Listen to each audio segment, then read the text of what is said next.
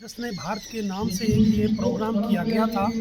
बड़ी सुंदर प्रस्तुति और आज का दिन जो हमारे इतिहास में मैं कहता हूँ 15 अगस्त 1947 को तो हमारा देश केवल आज़ाद हुआ था।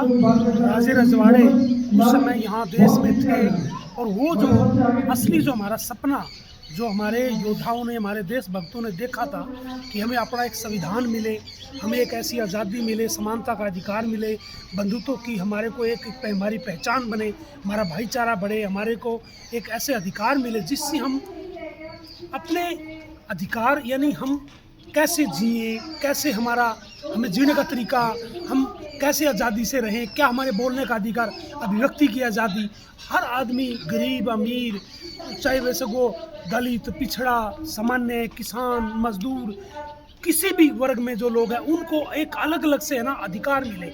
ऐसा अधिकार बाबा साहब भीमराव अम्बेडकर ने आज के दिन एक सुंदर सा ग्रंथ जो संविधान के रूप में हमें दिया वो मिला और उसको याद करने के लिए उसकी उसकी मेरे संविधान की क्या मंशा है, उसकी उसकी अंतरात्मा क्या है, उसको पिरोने के लिए आज ये कार्यक्रम रखा गया। बड़ी सुंदर प्रस्तुतियाँ दी और प्रस्तुतियों के माध्यम से ही देशभक्ति की भावना लोगों के अंदर आई। इससे हमें बहुत अच्छा लगा।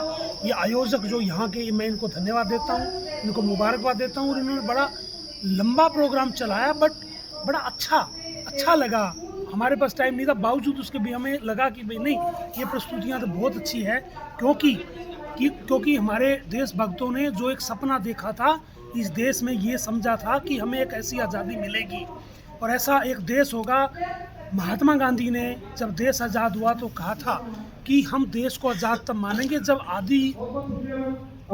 आधी रात को एक महिला अकेले चल के घर में सुरक्षित लौट जाएगी, परंतु आज दिन में भी महिलाएं सुरक्षित नहीं है, रात को तो छोड़िए। तो ये कैसी, मतलब मैं ये कहूँगा कि हम हमारा अभी वो आज़ादी का सपना मैं तो अधूरा ही कहूँगा, जो अधिकार सभी को मिलने चाहिए वो अभी तक हमें नहीं मिल पाए हैं। वो एक सुंदर संविधान जो संविधान के सम्मति ही हमें चलना चाहिए। आज इस बात के लिए ये कार्यक्रम किया गया था। अवतार डायरेक्टर SR इंटरनेशनल स्कूल अरीकोट। आज के दिन डॉक्टर BR अम्बेडकर जी हमारे बाबा साहेब ने हमें एक ऐसी ताकत हमारे ऊपर सौंपी कि हम इस देश के अंदर अपने हकों के लिए अच्छे से अपना जीवन जी सके। जैसे पहले में शिक्षा का अधिकार नहीं था, लेकिन डॉक्टर BR अम्बेडकर जी की इतनी मेहनत के बाद हमें इस समाज में जीने का, शिक्षा हासिल करने का अधिकार मिला। और मैं आप सभी के दर्शकों को गणतंत्र दिवस की हार्दिक शुभकामनाएं देता हूँ। धन्यवाद। हार्दिक शुभकामनाएं।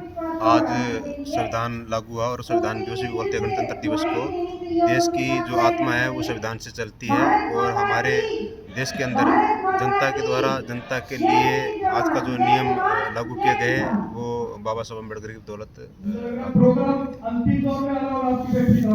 सबसे पहले तो जो 77वां आज गणतंत्र दिवस जो मनाया गया है उसके लिए सभी को शुभकामनाएं। और जो ये कार्यक्रम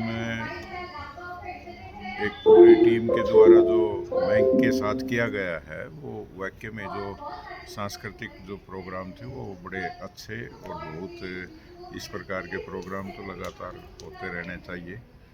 और मैं चाहूँगा कि इस 77 में गणतंत्र दिवस के ऊपर सभी देशवासियों को बिना किसी जात पात के भेदभाव के, बिना किसी धर्म के भेदभाव के इस देश को विकासशील बढ़ाने के लिए सभी हम एकजुट होकर जाति पाति और धर्म की बात ना करके इसको आगे बढ़ाने का कार्य करें। जिस प्रकार से हमारे जो पूर्वज थे जिन्होंने पूरे बड़ी बड़ी कुर्बानियाँ दे के इस देश को आज़ाद करवाया और हमारे को इस लायक बनाया कि आज हम पूरी आज़ादी के साथ जिस प्रकार से कोई भी कार्यक्रम मना सकते हैं, पहले ऐसा नहीं होता था।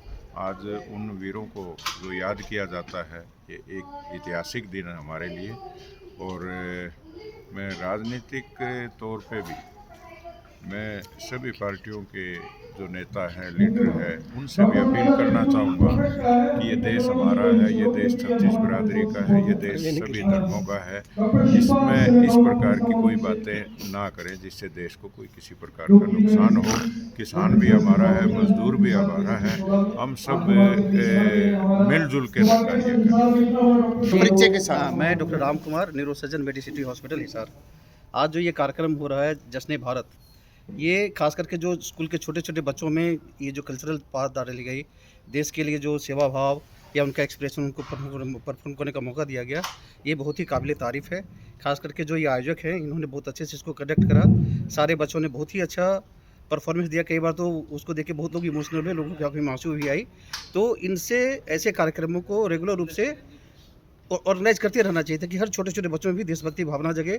और ये जो गलत चीज़ें अब छोटे बच्चों में आ रही है, उससे थोड़ी सी दूरी बने। क्योंकि जब बच्चे भी ऐसे परफॉर्म करते हैं, फुल हरियाणवी ड्रेस पहनते हैं, तो वो उन चीज़ों से दूर भागते हैं। जैसे आजकल जो मॉडर्नाइजेशन है, जिसमें कपड़ों का बिल्कुल छोटे कपड़े में घूमना टहलना, तो उनको कम से कम ये चीज़ पता चले कि नहीं भाई, हमारा ये कल्चर है, हमें ऐसे रहना चाहिए। तो वी थिंक कि इस ऑर्गेनाइजेशन में रेगुलर रूप से वर्क करते रहना चाहिए। खास करके जो अगली जनरेशन काफ़ी ख़राब हो रखी है, उनको ये चीज़ें चेंज करने में मदद करेगी।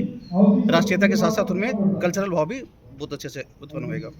जश्न भारत वाकई में बहुत ही प्यारा प्रोग्राम हुआ है, देशभक्ति से परिपूर्ण। और मैं Sunil Makad, director Surabhi arts film city और भारतीय स्टेट बैंक में भी मैं कार्यरत हूँ। और वाकई में मैं सराहना करता हूँ सभी बच्चों की और प्रोग्राम के आयोजकों की, जिन्होंने वाकई में इतना प्यारा और इतना देशभक्ति से परिपूर्ण प्रोग्राम ये यहाँ पर किया। और साथ ही साथ मैं दर्शकों को और बाकी लोगों को भी गणतंत्र दिवस की हार्दिक शुभकामनाएं देना चाहूँगा। धन्यवाद।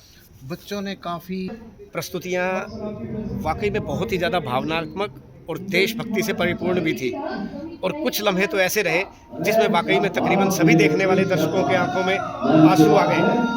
तो वाकई में बहुत ही सराहनीय कार्यक्रम रहा और सभी बच्चों को उन्होंने बहुत ही बढ़िया, बहुत बढ़िया। गणतंत्र दिवस की सारे हिसारवासियों को बहुत बहुत शुभकामनाएं।